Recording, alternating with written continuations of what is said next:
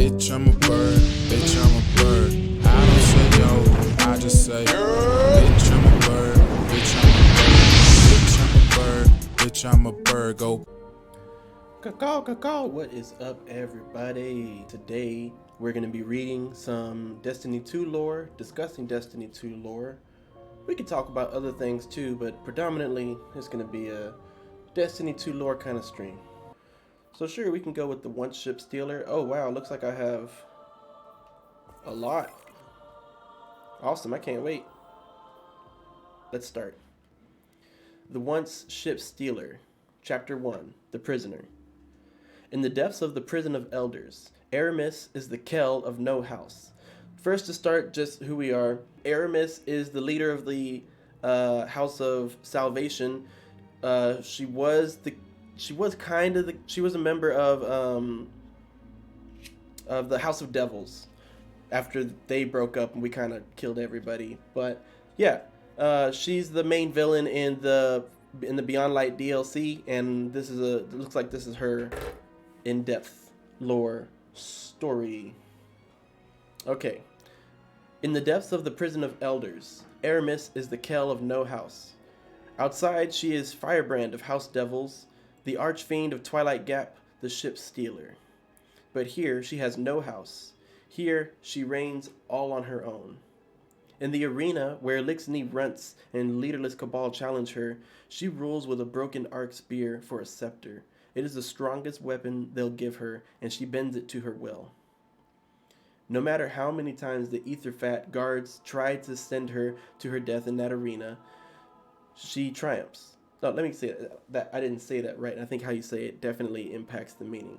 No matter how many times the Aetherfat guards try to send her to her death in that arena, she triumphs. She kills their champions, watches the ether hiss from their masks, watches the gel leak out of their suits. She begins to cherish the smell of a good fight, blood, sweat, ether, fear.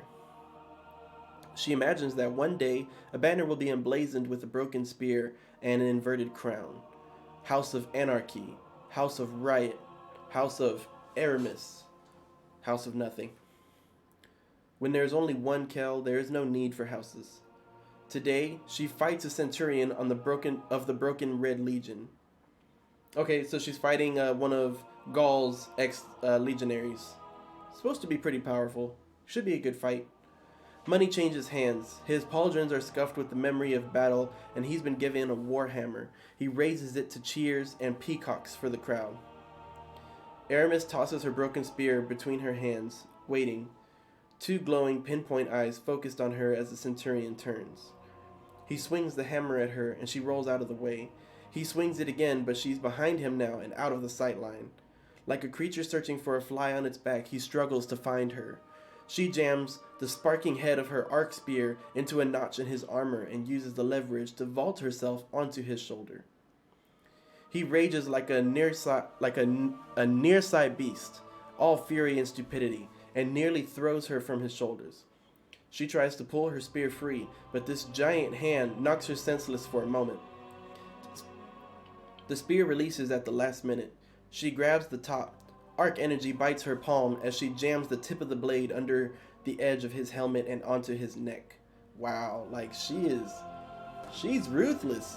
She found a crack in his armor and then stabbed her arc spear into it, climbed on top of that, and is now on top of his face, and I guess she's gonna stab him. Yeah, he screams. Before he falls, she leaps off and lands on her feet. The crowd cheers for her. Instead, they whisper. Oh, sorry. The crowd never cheers for her. Instead, they whisper. No prison will hold Eramis Gel, they say.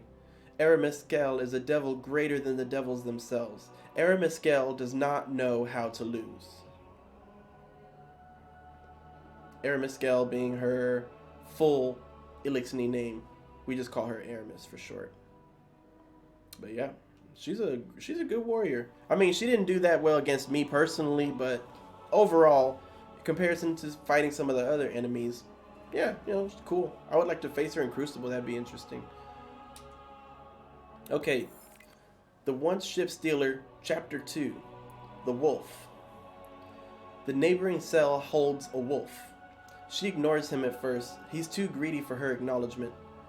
Sometimes he reminds her of the needy dregs that followed her old Kel like carrion birds, squawking for attention and squabbling over his kills. What the Elixni have lost, more than anything else, is dignity. Eventually the wolf learns to intrigue her. He calls himself Praxis, and he has ideas.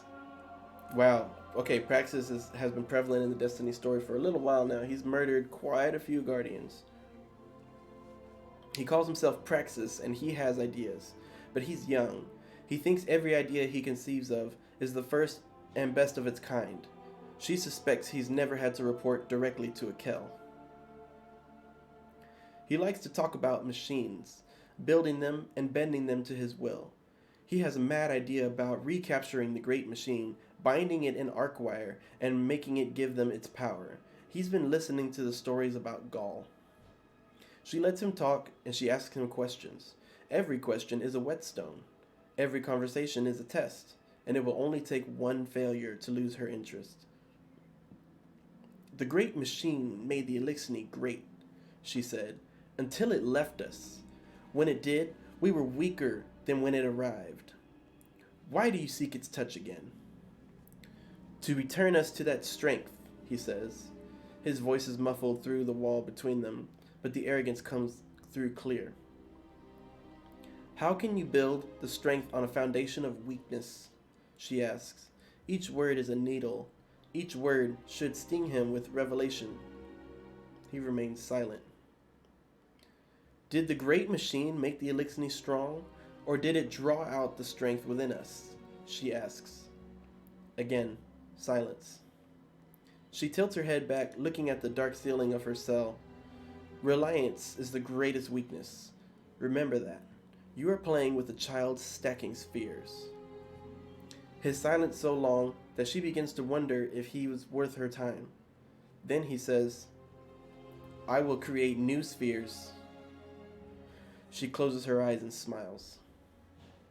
Okay, so this is really just Eramis and Eramis, Gel, and Praxis's first meeting, and they're just trying to vibe each other out. Next chapter, part 3.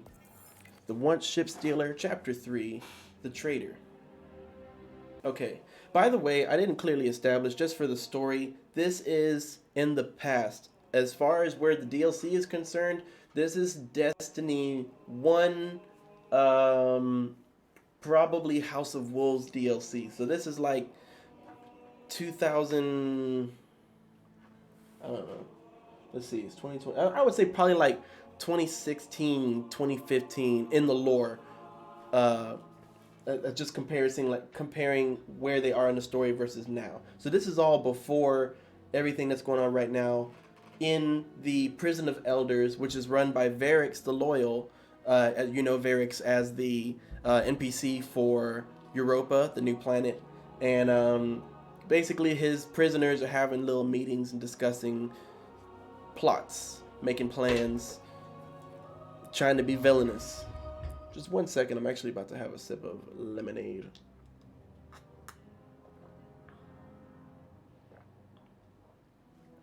Oh, that's some good lemonade. It's the bomb.com. Okay. Alrighty, so already on the day of the prison break, this is now Forsaken DLC, when the prison break occurred in the Prison of Elders, and it's also the same day that we lost Cade, unfortunately. So let's see if they have any new insights. On the day of the prison break, Eramis is nursing a gut wound.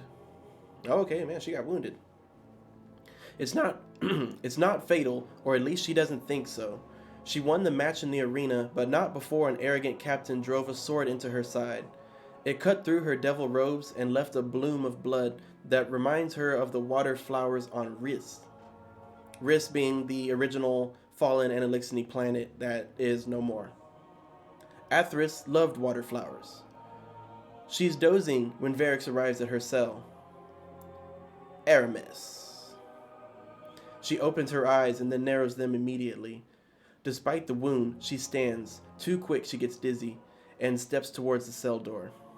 "Traitor," she says in greeting. Variks flinches. He shakes his head, lowers his eyes. Even with the door between them, she can see his fear. It buoys her. "There is change to come," he says quietly in Eliksni, and then looks over his shoulder. His eyes dart back and forth, fearful, suspicious. He switches suddenly to the clumsy common language of the Guardians. "Change Variks will make, yes. Change Variks will lead. But Variks, too, will need a leader." Eramis laughs. "You wish to make me your prisoner, Kel?" "No." Variks cringes. Variks wishes... "I do not care what you wish, Variks the Loyal," she says. "Ooh, burn! Space burn! Oh, man, she calling him out to his face. Because he really does not have a good track record of being Variks the Loyal. He betrays everybody. He is a true survivor. But, yeah, any plans he makes or deals, don't count on them lasting. She said, like, this is actually making me laugh. She said, "I do not care what you wish, Variks the Loyal," she says. "There are Eliksni who change in the shadow of prison bars. They fall. They shrink. But Eramis has grown. She must show Variks that even with the steel between them, he is smaller. He is still a dreg pretending to be a vandal. If there is a justice in this world, one day I will dock your last two arms and leave you for dead." Just to explain that quickly, a dreg pretending to be a vandal. So a vandal is the original state of the Eliksni. They're born with 2 legs and 4 arms. However, if you do something that disrespects your house or brings shame to your house or do something against the Eliksni code, something like that, they dock your arms. So if you have 2 arms up here, right, and 2 arms down here, they either cut your arms off with blades, or often, like, if you did something bad enough, they'll grab you by your lower arms and just rip them right out, like Goro style from Mortal Kombat, like fatality. They rip your arms right out of your body, and you are reduced to the position of dreg. A dreg means you done fucked up. That's exactly what that means. And everybody knows it, everybody can recognize it, and they give you a little bit of ether, the life-sustaining substance, just enough so you can heal and stay alive, but they'll never give you enough that you can become more powerful than them. And ether is a substance, it's the more that they eat, the larger they become, the more powerful they become.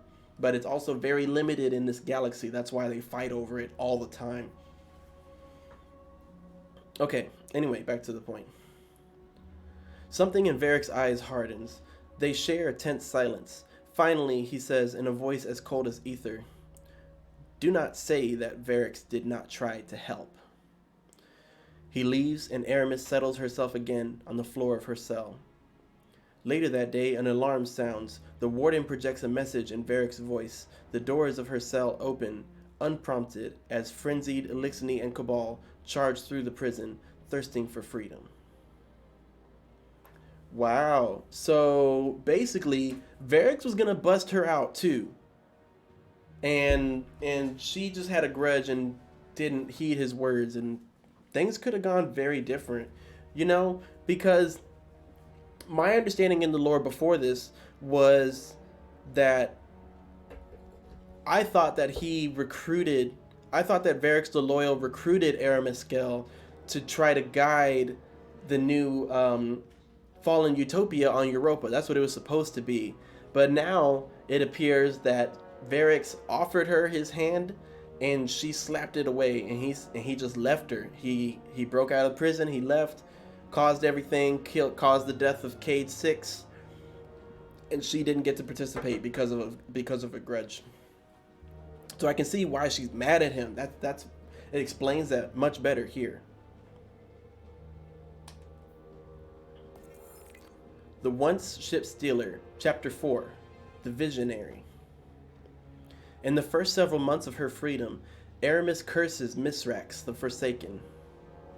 He is a wish-to-be Kel, a captured traitor, a four-armed dreg, cringing before a false queen, playing pretend among the enemies of the Elixir. And worst of all, the most humiliating, he has beaten Eramis. She has failed to acquire the Siva weapon, failed to shame the Guardians, failed to reignite the fires of the House of Devils. Her failure haunts her. Okay, so this appears to be right after the 0-hour dungeon, which I think was removed with a lot of the content that was vaulted. But it was a pretty fun dungeon.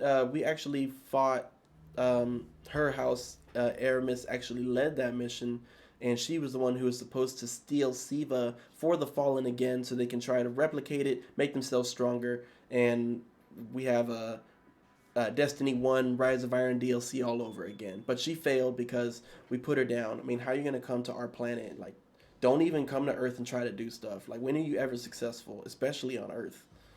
Please. Anyway. Yep. Now she sits in the bridge of her stolen ketch, straight-spined, staring at some distant point that she has long passed, one she can never return to. Atrax, youngest of her council, watches her from across the room. She closes the gap between them. "Michael," she says. She has a voice like a child. Eramis is quiet for a beat longer than she needs to be. Finally, she says, "You are too young to remember the old house. What the devils were before."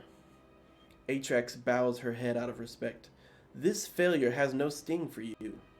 Eramis bites, bitter. Atrax keeps her head bowed, then slowly she raises it. Her eyes dart over Eramis's face, searching. "I am too young to remember," she agrees. "But my eyes are clear. I can see what the devils will be." Eramis opens her mouth to remind Atrax of her place, and then pauses. Something in her mind has unlocked. She stands to her full, towering height, stretches her second set of arms. "No," she says. Clarity has descended on her like a wrist rain shower. "The devils are nothing." She begins to walk out of the room, purpose in her step, fire reignited in her belly. The devils are dead. House of Anarchy, House of Ruin, House of Eramis. We must become something new. Cool. Chapter 4, we discussed the opening relationship with Eramis and Atrax. I'm sure she'll have more to do in these stories, so I'm not going to spoil it. She is present in the raid, the Deep Stone Crypt. But, yeah, I'm not going to spoil that. The Once Shipstealer, Chapter 5, The Nightmare. As she dissolves the old bonds of House of Devils, Eramis is haunted by shadowed dreams. In one, she relives Twilight Gap. She lunges, driving a sword into the belly of a Guardian soldier, grunting as they yell and crumple forward. Another Guardian rushes at her head-on before she has time to yank the sword free, but she hears the sound of a shock rifle firing behind her, and leans abruptly to the right as the shot flies by and hits the Guardian before her with full force. She looks back to see Critis, shimmering with the purple glow of the void as her servitor shields her. Critis tips her head in acknowledgement of Eramis and turns to fire the rifle into another cluster of Guardians. Eramis rips her sword free and forges ahead. They are closing in on the city now. Guardians are falling all around her. They are so close. Fast, heavy footfalls come up behind her. Phylax, ferocious and bloodthirsty, shouts to Eramis as she attacks a towering, broad-shouldered Guardian. Eramis ducks and slides out of the way as Phylax makes contact with the Guardian's head. Eramis slashes the beast across his side with her sword. He loses his balance, and she kicks his hip, tipping him towards Phylax. In these days, Phylax almost always fights with her bare hands. She breaks his neck. Wow. This is talking about the Guardian in this previous section. Basically, There was a guardian coming at her front and a guardian from behind her, but she couldn't see because it was dusty. And then that guardian shot a shock rifle. She dodged the shot. That blast actually hit the first guardian, knocking him like kind of unconscious. Phylaxis pops up, kind of like hits him in the head, and now he's falling towards her. She jams the sword into him and breaks his neck with her bare hands. Awesome. Eramis pushes forward. They are so close. A ferocious laugh erupts to her right, and then the thundering blast of a scorch cannon. Taniks, a blur of whirring machinery, creates explosions of earth and flesh and blood all around them. He keeps laughing. Oh, dude, Taniks is insane. He's one of the craziest Eliksni there are. Oh, wow. We're really getting the all-stars of the Eliksni race here. So close. But then, before her, a blinding flash of gold. She sees Eliksni burst into flame and ash around her as a gun fires one shot after another.